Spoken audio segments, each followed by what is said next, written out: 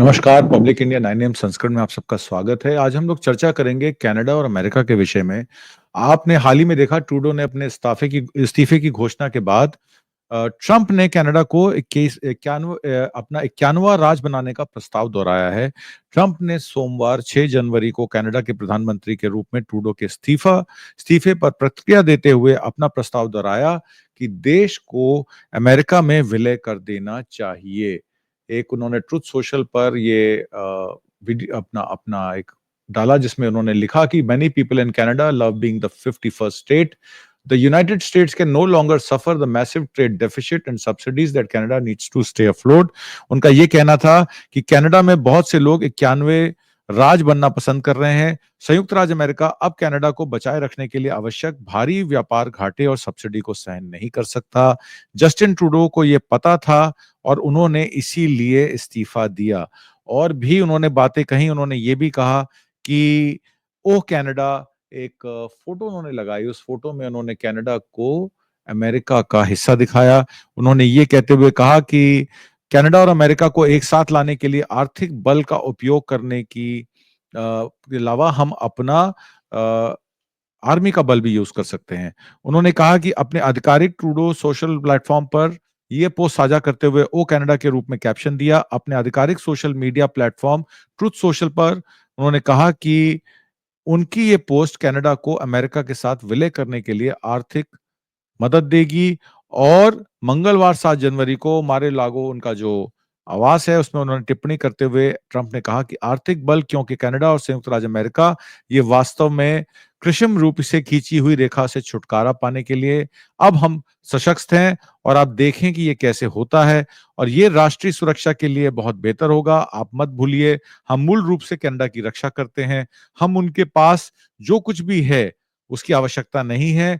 हमें उन्हें डेयरी उत्पादकों की आवश्यकता नहीं है। हमारे पास उनसे अधिक है। हमें कुछ भी नहीं चाहिए।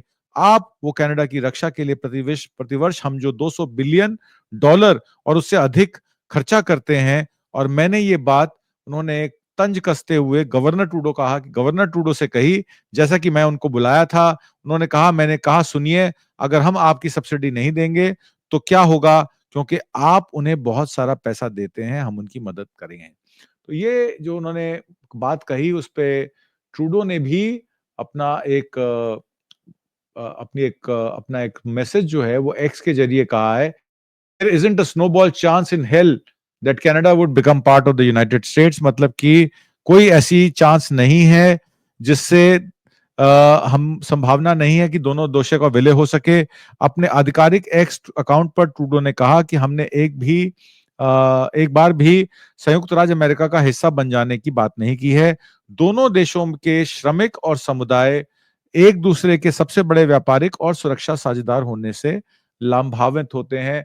वर्कर्स और कम्युनिटीज दोनों देशों की एक दूसरे से बेनिफिट करती हैं ट्रेडिंग और सिक्योरिटी पार्टनर्स के तौर पर। तो ये सिर्फ एक शैतानी के अलावा एक शैतानी दिमाग की उपज है। इसमें हमारा कोई लेना देना नहीं है। हालांकि ट्रंप अभी 20 तारीख को उनका शपथ ग्रहण होना है, उससे पहले ही उन्होंने कई सारी ऐसे विवादास्पद बातें करी हैं, जिसमें उन्होंने ये कहा है कि मैं जैसे ही शपथ ले लूंगा, मैं अपनी एक गवर्नमेंट एफिशिएंसी का एक डिपार्टमेंट बनाया है, जिसमें एलन मस्क को इंचार्ज बनाया है। तो एक तरीके से पूंजीवाद को पूरी तरीके से शासन में स्थापित करने का काम जो है डोनाल्ड ट्रंप ने किया है कि अब मुझे किसी की जरूरत नहीं है, एलन मस्क मेरे साथ हैं और हम दोनों मिलकर जो चाहेंगे वो करेंगे। अब कनाडा की अमेरिका से क्या लड़ाई है, मैं आपको थोड़ा-सा उसका बता देता हूँ। कनाडा रशिया और चाइना के साथ मिलकर ब्रिक्स में काम करना चाहता है, अपनी ब्रिक्स एक्सचेंज करेंसी लॉन्च करना चाहता है और अटलांटिक में पैसिफिक का जो उनका रास्ता है, जो 6000 मील कम हो सकता है, बसपत अटलांटिक से उनकी जो आइस कटिंग मशीन है, जो अंटार्कटिका से काट के आइस कटिंग करके पैसिफिक के ऊपर से वो डायरेक्ट 3 पोर्ट्स उन्होंने आइडेंटिफाई किए हैं, जिससे वो कनाडा को यूरोप से जोड़ा जा सकता है। और चाइना और रूस उनकी मदद कर रहे हैं क्योंकि उनके पास जो बड़े शिप्स हैं, जो आइस कटर्स हैं, वो न्यूक्लियर पावर या एटॉमिक पावर द्वारा एनर्जी प्रोवाइडेड है, तो इसलिए अब वो काम चाइना और रूस मिलकर कर सकते हैं कनाडा के लिए। और कनाडा में 3 पोर्ट एस्टैब्लिश हो सकते हैं। शायद इसी का डर हमारे डोनाल्ड ट्रम्प साहब को सता रहा है। दूसरी तरफ ट्रम्प के जो सुपुत्र हैं, वो पनामा कनाल और ग्रीनलैंड को धमकी दे रहे हैं। ट्रम्प ने अमेरिका को नक्शा साझा किया जिसमें कनाडा को अमेरिका का हिस्सा दिखाया गया, जो मैंने आपको बताया। ट्रम्प ने पनामा कनाल और ग्रीनलैंड पर कब्जा करने के लिए सैन्य बल का इस्तेमाल करने के भी संकेत दिए हैं। और डोनाल्ड ट्रम्प जूनियर अपने पिता का संदेश लेकर ग्रीनलैंड पहुंचे हैं और उनका ये स्टेटमेंट है कि आपके साथ अच्छा व्यवहार किया जाएगा। उनके पिता ने एक प्रेस कॉन्फ्रेंस में ग्रीनलैंड और अमेरिका में मिलाने के लिए सैन्य बल के इस्तेमाल करने की संभावना से इनकार नहीं किया। डोनाल्ड ट्रंप ने कहा, पनामा कनाल अमेरिका के लिए महत्वपूर्ण है। अमेरिका ने ही वो पनामा कनाल स्टैब्लिश किया था, सूज कनाल स्टैब्लिश किया था और पनामा को दिया था। अब हमारे शिप्स को ही उसमें से निकलने के लिए पैसा खर्च करना पड़ता है और हमें नहीं अच्छा लगता। अब हम अपना पनामा कनाल सैन्य बल के जरिए वापस ले लेंगे और ये राष्ट्रीय सुरक्षा के तहत सुनिश्चित करने के तहत अमेरिका के लिए अच्छी पॉलिसी है। हालांकि डोनाल्ड ट्रंप जो है वो वॉर की बात कहते हैं कि वॉर नहीं होनी चाहिए। उन्होंने बैरक ओबामा को सीरिया में जिस तरीके से बशर अल असद की सरकार को हटाने का उन पे इल्जाम लगाया कि बशर अल असद की सरकार को हटाने के लिए सबसे पहले बैरक ओबामा जो थे वो कार्यरत थे। रशिया तो बहुत बाद में आया और उसके बाद उन्होंने ये भी कहा कि जो बाइडेन के समय लड़ाई हुई, हिलरी क्लिंटन ने इराक में जो है वो मिलिशियास को हेल्प की, आईएसएस को बनाया, अल कायदा को बनाया। तो एक तरीके से अमेरिका की जो भी फॉरेन पॉलिसी रही, जो भी उनके पेंटागन की पॉलिसी रही, सीआईए की पॉलिसी रही, धीरे-धीरे उसका वो पुलिंदा खोल रहे हैं और डेमोक्रेट्स को तो बदनाम कर ही रहे हैं। अमेरिका की जो फॉरेन पॉलिसी अब तक रही है, जो बहुत लोग बहुत समय से समझते आ रहे हैं कि इराक में वॉर जो हुई थी वो तेल के कुओं की वजह से हुई थी। सीरिया की बशर अल-असद की सरकार को सिर्फ इसलिए हटाया गया क्योंकि टर्की को पाइपलाइन के जरिए कतर से एलएनजी गैस और सऊदी अरेबिया से क्रूड ऑयल और टर्की के थ्रू पूरे यूरोप में, वेस्टर्न यूरोप में, क्योंकि रशिया ने धमकी दी थी और उसने नॉर्वे और आपके यूके की गैस जो सप्लाई है, जो उनकी 5000-6000 किलोमीटर की गैस पाइपलाइन है, उसमें गैस देने का बंद कर दिया था, गैस देने से मना कर दिया था, जिससे गैस के प्राइसेस बढ़ गए थे। सर्दियों के चलते यूरोप में अगर गैस सप्लाई नहीं होगी तो गैस के दाम तो बढ़ेंगे। तो इसलिए सीरिया पर कब्जा कर ये नई गैस पाइपलाइन को बिछाने का काम अमेरिका ने इजराइल की मदद से किया और नेतन्याहू उनके सेनापति हैं और वो एक ग्रेटर इजराइल बनाने की कवायद रखते हैं और उस ग्रेटर इजराइल में वो कहते हैं कि Iraq, Iran, Syria, Yemen, Lebanon, ये सारा ग्रेटर इजराइल का हिस्सा है और कहीं न कहीं वो अपने इन मंसूबों में कामयाब हो रहे हैं। अब डोनाल्ड ट्रंप के आने के बाद नेतन्याहू और डोनाल्ड ट्रंप मिलकर बहुत कुछ कर सकते हैं, ऐसा उनका अनुमान है। और लड़ाई, अब ग्रीनलैंड की बात करें, स्विस कनाल या पनामा कनाल की बात करें, तो अमेरिका हर चीज पर अपना नियंत्रण चाह रहा है क्योंकि रिसेशन है अमेरिका में, परचेजिंग पावर लोगों के पास है नहीं, लोग ओवर लेवरेज हैं, फैक्ट्रियों में काम जो है वो 60% 70% कैपेसिटी पे चल रहा है और इसलिए इस वजह से रूस और चाइना को न्यूट्रलाइज करने के लिए, ब्रिक्स को न्यूट्रलाइज करने के लिए इस तरीके के सैन्य बल के इस्तेमाल की बात डोनाल्ड ट्रंप कर रहे हैं, जो कि विश्व शांति के लिए अच्छी बात नहीं है। हालांकि 20 जनवरी को पदभार ग्रहण करने का अभी समय है।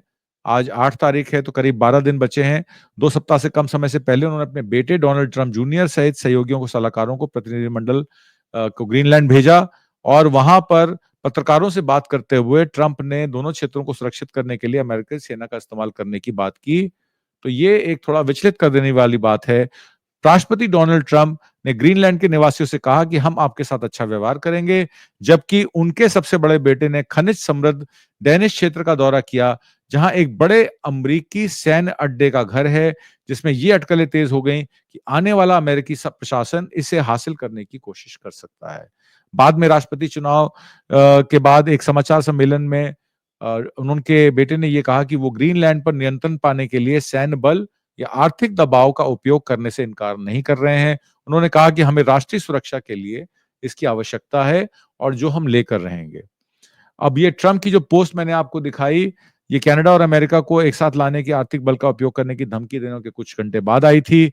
अपने आधिकारिक ट्रुथ सोशल प्लेटफॉर्म पर पोस्ट साझा करते हुए उन्होंने कहा कि ओ कनाडा के रूप में कैप्शन दिया, जो मैंने आपको समझाया कि आर्थिक बल का उपयोग करने की धमकी देने के हम सैन्य बल का भी उपयोग कर सकते हैं। और इस तरीके की बातें वो कह रहे हैं कि राष्ट्रीय सुरक्षा के लिए बहुत बेहतर होगा। आप मत भूलिए, हम मूल रूप से कनाडा की रक्षा करते आए हैं।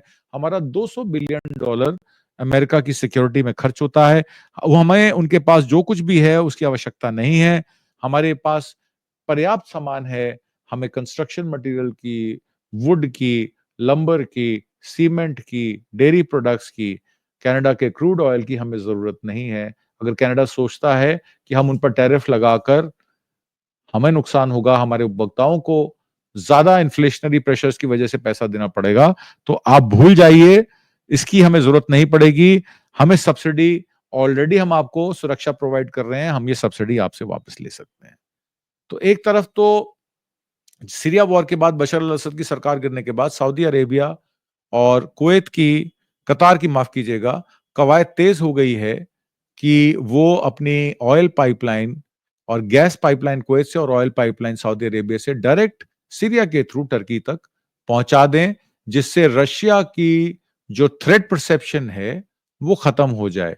और दूसरी तरफ ग्रीनलैंड को, पनामा कनाल को वापस अमेरिका में शामिल कर और कनाडा को धमकी दे, वो ब्रिक्स का जो डी-डॉलराइजेशन प्लान है, उसको वो खत्म करने की कोशिश कर रहे हैं। ये एक छोटा-सा मैप मैं आपको दिखा दूँ, ये कतर से टर्की होते हुए लेबनान आप इज़राइल साइड में देख रहे हैं, सीरिया होते हुए ये टर्की से पाइपलाइन जो है, ये जाएगी आगे वेस्टर्न यूरोप की तरफ। तो ये इसका सारा मामला है और अमेरिका की जितनी भी वॉर्स अभी तक हुई हैं, चाहे वो इराक की डेज़र्ट स्टॉर्म हो, जब कुवैत का एनेक्सेशन इराक ने किया था, सद्दाम हुसैन पर अटैक किया कि उनके पास वेपन्स ऑफ मास डिस्ट्रक्शन है, जो कि एक झूठ था। कोई केमिकल वेपन्स, कोई मास डिस्ट्रक्शन वेपन्स इराक में नहीं मिले। बाद में समझ में आया कि इराक के जो कुएँ के जो तेल के कुएँ हैं, उन पर कब्ज़ा करने के लिए ये सब किया गया और उसके बाद इनके चहेते नेतन्याहू ने जिस तरीके से पहले गोलन पोस्ट को लेकर, फिर हिज़्बुल्लाह को लेकर, उससे पहले हमास को लेकर, फ़िलिस्तीन में किस तरीके से बच्चों और महिलाओं पर आक्रमण कर उनको मारा गया, कई हज़ार लोग उसमें मारे गए और उसके बाद हिज़्बुल्लाह के टॉप कमांडर को मारकर उनसे संधि करी। उसके बाद उन्होंने सीरिया में एचटीएस की सरकार बनने के बाद गोलन पोस्ट के जितने भी बफर ज़ोन एरियाज़ थे, उन पे कब्ज़ा किया। अब वो खुद से कैसे लड़ेंगे? क्योंकि वो तो पूरे सीरिया पर कब्जा करना चाहते हैं। क्या नेतन्याहू इस कवायद में कामयाब होंगे? क्या डोनाल्ड ट्रंप नेतन्याहू की मदद कर पाएँगे? क्या डोनाल्ड ट्रंप और नेतन्याहू मिलकर मोदी जी को बचा पाएँगे? मोदी जी की रक्षा कर पाएँगे? क्योंकि चाइना ने हमारा 36-38 हज़ार किलोमीटर क्षेत्र, अक्साई चिन हो, देप्सांग देपचौक हो या पैंगोंग लेक हो, अपने कब्जे में कर लिया है। अरुणाचल में 22 गाँव गाँव बसा दिए हैं। अक्साई चिन में 2 काउंटीज़ बसा दी हैं, जिसका आधिकारिक तौर पर बयान बीते 27 दिसंबर को आ चुका है। एक तरफ तो चाइना आपके साथ ट्रीटी कर रहा है, आपके साथ वो नो एस्केलेशन एग्रीमेंट कर रहा है, आप ही के इलाके में बफर ज़ोन बनाकर, आप ही के इलाकों पर कब्ज़ा कर, आपको लाल आँख दिखा रहा है और मोदी जी कुछ नहीं कर पा रहे हैं। तो देखना ये है कि डोनाल्ड ट्रंप के 20 तारीख को शपथ लेने के बाद क्या मोदी जी शी जिनपिंग को लाल आँख दिखा पाएँगे? इसका हम इंतज़ार करते हैं। उम्मीद करता हूँ आपको आज का कार्यक्रम पसंद आया होगा।